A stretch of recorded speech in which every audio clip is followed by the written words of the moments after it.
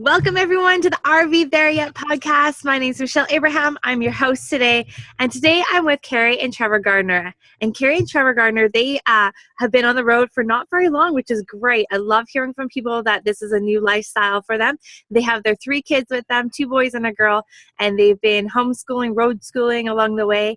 And this is really exciting for them. They've worked for this for a long time, so I'm excited to hear about your guys' adventure. They blog their adventure at lifeonbox.com, so make sure you check it out after the show. So KERRI and TREVOR, thanks for being here with us today. Thank you. We're excited to be here. Awesome. So let's get started. You guys have the cutest love story ever. So let's start with that. So tell us how you guys met and tell us what led you to be living in an RV, living the life of your dreams. We met, 30 years ago. It was on a vacation, and my family took me and my brother to Walt Disney World at the Marriott Hotel on International Boulevard, and Trevor's family took him and his 2 brothers from England for a 2-week holiday to the same location. And we met his second week, my second day on vacation, and we met in the jacuzzi. And I knew he was the only one in there. And when I approached it, I was kind of annoyed at first, being like, "Hey, I'm on vacation. This should be my jacuzzi." But then I realized he's probably on vacation too, and I should be nice. And as I approached it and sat down, he's quite shy. He's not anymore, but he was quite shy then, and he didn't he didn't say anything. We just stared at each other forever, and I got frustrated. I'm the more one in the relationship, and I said, "Hey, my name's KERRI. What's yours?" And he said his name, and I didn't understand a word. And I asked it again, and I didn't understand a word. But what I did understand was he was British, because at that time, years before, when I was around 8, 9 years old, I watched the reruns to the Monkees, and I fell in love with Davy Jones, the only British boy in the band. And I knew he was British because of that, and I was super excited because I always wanted to meet my own Davy Jones. So after we got through the language barrier, we started to hang out for a whole week of vacation and just get to know each other. It was really quite innocent. And the last day of our vacation, we had actually scheduled a date between us to just go to the International Drive and see, get some food off our food court or whatever, just have a date. We never had a date before. And I thought it would be okay with my parents, assuming since they had let me be free all week with another girl that I met there, they wouldn't have a problem with him since they knew of him. They just never met him, and they had a problem. So they didn't let us have the date, and I didn't have a way of communicating that I couldn't meet him at scheduled time and location, which was the pool. Well, they dragged you off to see the light parade at Disneyland. Yeah, so I had to go see the light parade at where's that, Epcot or something? I don't know, Magic Kingdom, I think. Magic Kingdom. And where they do the light parade at like 7, 8 o'clock at night for hours. And we had planned to meet around 6 o'clock, but there was no cell phones back then, no texting, no Skyping, no Snapchats, no nothing, no computers. We failed to tell each other's room numbers or last names. So I didn't know his last name or room number in order to call the hotel and leave a message or something. And he didn't, I feel bad. I mean, I found out later that he had waited 2 hours for me for the date that never happened. My brothers had watched her go home one night, my small brothers, and they knew where it was. So I put a note under her door, which I hoped was her door, and it turned out it was. So we wrote to each other for 7 years, back and forth. We each, went to college. We each had other boyfriends and girlfriends and stuff. And then 7 years later, she came over to visit for 10 days, and we put it off. We were married a year and a half later. Oh, that's an awesome story. I'm losing you guys. So, oh no. Oh, there you go. You're back. We can hear and see you. Okay, perfect. You guys just froze for a second there. It's all good. Oh. The joys of living in an RV area with intermittent internet. It's tricky. Right. Yeah, it's actually not so bad here this week. Yeah, I think it'll be a good week. A good connection. That's good. Well, I love your guys' story. I think it's so cute that you rode to each other for so many years and you ended up getting married and now you have 3 kids. And so now tell us about your guys' journey and how you got into an RV. Well, we went through a pretty bad foreclosure back in 2012, 2013, and we lost our home. So we thought that a moving would kind of heal the wound, so to speak, and so we moved. We picked up and we moved from Raleigh, North Carolina, all the way to Texas, which is a big change. And we moved to Round Rock, Texas, just north of Austin, and it was just a totally different environment. It's more in the South. It's a totally different state, totally different environment. And after a while, I kind of realized that we were just doing the same thing in Texas as we had done in Raleigh. And it was the same: get up, go to work, come home, bite to eat, a few hours of TV, and go to bed, and get up the next day and do it the same. We also found that we realized that we were spending our money on keeping a house, keeping all these possessions that we had, and we didn't travel, we didn't go anywhere, we hadn't for years. So I started putting together a small plan to kind of hit the highlights of the United States. And, it started off as a kind of a 3-month idea. Hey, if we get back to Raleigh, instead of going back to Raleigh, let's just go and do, 3 months around the States before we get back. But the more things, the more I explored, I kept adding to the list of things to do.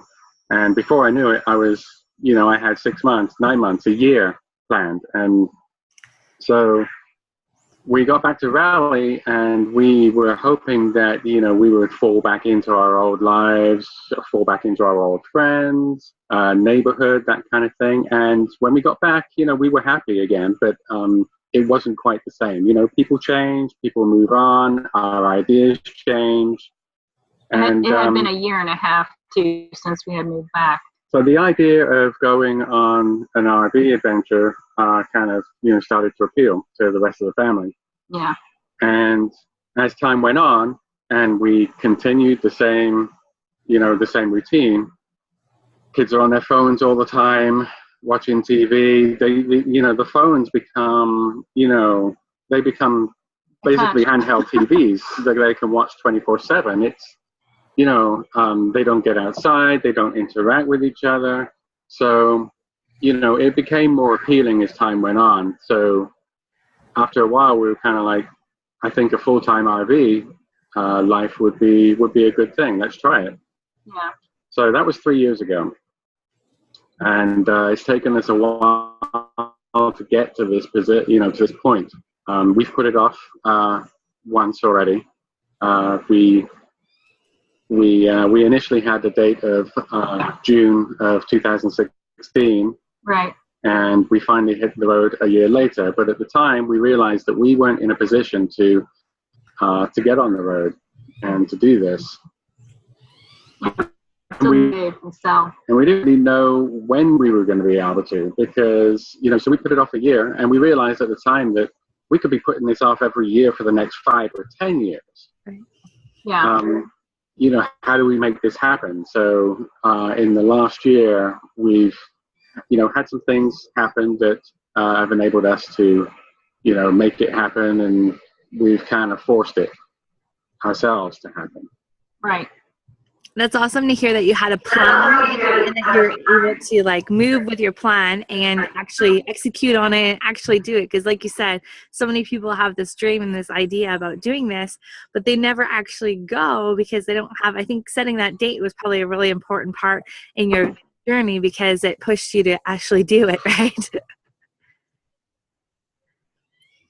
Right. It was important because we really were gearing up to it. And when we got to that year, we didn't have enough funding for the truck, and we didn't want to buy new because the truck that we bought, but brand new, is like $80,000 to $90,000. You know, that's like a new home for some people. And we didn't want to spend that. We wanted to spend way less than that. And we did want a brand new RV. And we did want it to have, we'd spent 3 years researching it. And when push came to shove, I ended up having a car accident in December with my daughter, and it wasn't our fault. And that accident totaled our minivan.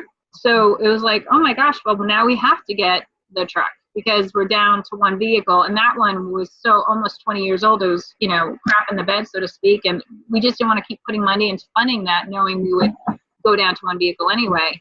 So then it took us a while to really research the truck, and we actually almost bought a truck, and we drove 6 hours out of state to buy the truck, and it turned out to be a lemon. Because what they tell you and what it is are two separate things, and we highly recommend you have a pre-inspection on everything you buy, RV as well as your truck. And so from that experience, we got to actually meet a really nice mechanic who said, what do you need this for? And we told exactly what we're using it for. And he said, you don't need this size truck. You can go down lower and it'd be less expensive. And we did more research, and we found 3 ideal trucks just an hour away because we didn't want to go out of state again. And we were able to put $10,000 down from the reimbursement on our vehicle that just got totaled. So like that helped. We had money saved for it anyway, but that was just additional. So kind of that weird freaky accident kind of helped in the process of getting the truck. Yeah. And then when it was coming to the RV, then we had to, purchase that. So we had a lot of roadblocks along the way, and we were able to overcome those. And I think, it's keeping that persistent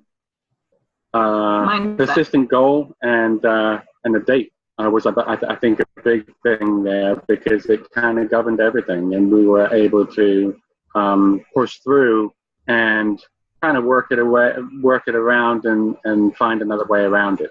Yeah.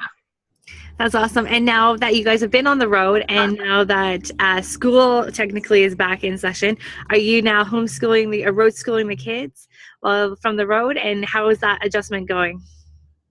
We set up a schedule. We were actually out on vacation last week. We're in New York, but we set up a schedule the week before with the kids, and they're going to be full time on it this week. Yeah. But both of them decided, both Britton and Luke decided to learn French.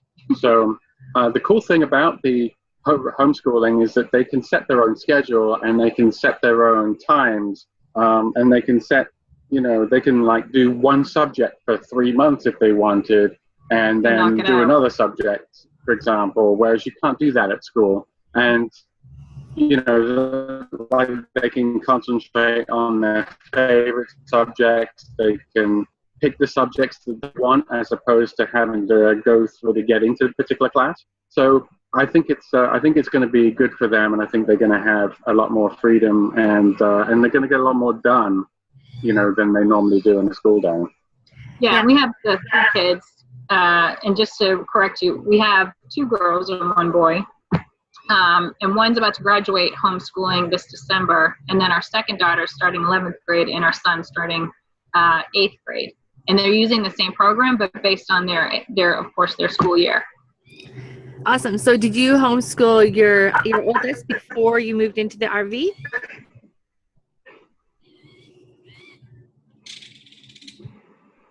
She homeschooled for 2 years. I mean, really, we're not doing that much with it at all. We're just kind of setting the schedule and monitoring and helping out when needed. It's online, so it's great because somebody else, there's a teacher there that's teaching your children online. So yeah. And it's very interactive. It's really interactive. This particular program we've used for Skylar is group active. Like it's a group community. So the teacher's a part of so many kids, and you have to, in order to get to the next section of your curriculum, you have to give an opinion on the other kids' essays or projects or whatever. You can't just go, yeah, that was great, and try to move on. You literally have to actually take the time to maybe research what they've said or give a good, really good point of view. And that is based on your grade too, before you move on to get to that next letter grade within the same subject. It's an open discussion. It's really, I find that quite interesting. There's a lot of essay writing for hers. It's a whole different program. Our other son and daughter, it's more visual. They do have to do writing, but like you have it, all of a sudden you hit play, and then the teacher comes on to a pre-recorded subject, math, whatever, and then does that for you. And what I love about that program is they are not allowed to advance until they thoroughly understand it. When, that whole no kid is left behind business are just pushed ahead. And like our kids, on 2 subjects, they're both not great at math. We got the report cards from public school, and they said, well, they didn't do as great as we'd like, so we'll just kind of give them a little extra in the next year. And it's like, well, we know they're not great at math, but what does that mean exactly? Are you going to actually spend the time on having them understand what they didn't get for a whole year? Or are we just saying that to push them forward? Do you know what I mean? So here, they cannot even move forward without getting it. It's not just memorization. They really need to understand it. And they also will never be able to fail because you have to understand it to move forward. That's awesome. Is that a particular program registered through your state, or which program are you guys using for your kids? This program is called the Celis Academy, and it's an accredited program, because there's no point in doing any program unless it is credited, and it's just credited everywhere. Like it's nationally credited. So it doesn't, because we're moving through all these states, we don't have to worry for it to be solely for Raleigh. They've got a U.S. high school diploma. Yeah. And the same with Skylar. Her Skylar's is Keystone Academy. A Keystone Academy, and again, it's accredited with the U.S. high school diploma. Awesome. Yeah. That's great advice for people looking to doing that on the road. It's good to know that both of those are accredited so that they can go on to college or university afterwards too, if they want to. Absolutely. Yeah. So, that's important. Yeah, and so thank you guys for your time today on the Are We There Yet podcast. I'm looking forward to your interview on the RV Family Summit coming up, and we're going to dive a little bit more into budgeting and what costs are incurred along the road. So make sure you tune into that. So KERRI and Trevor, thank you for your story. I love your guys' love story, so cute, and thank you for sharing with us your adventure so far. And we look forward to your interview on the summit. Sounds good. Thank you.